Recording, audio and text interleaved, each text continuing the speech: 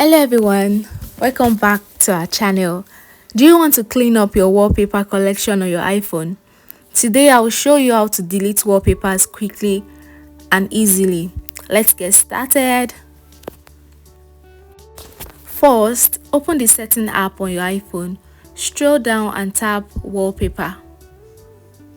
Tap on choose a new wallpaper to see the options available. If you do have a custom wallpaper saved in your photo app, you might have to go to the photo app to delete it. Locate the wallpaper you want to delete in your photo app.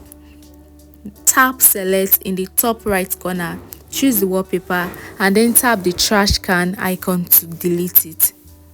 For built-in wallpaper, you can't delete them, but you can stop using them. Just choose a different wallpaper from the available options in the wallpaper setting.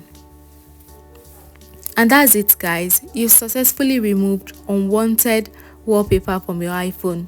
Thanks for watching. If you found this helpful, please like, leave a comment and subscribe for more quick tips. I'll see you next time. Bye.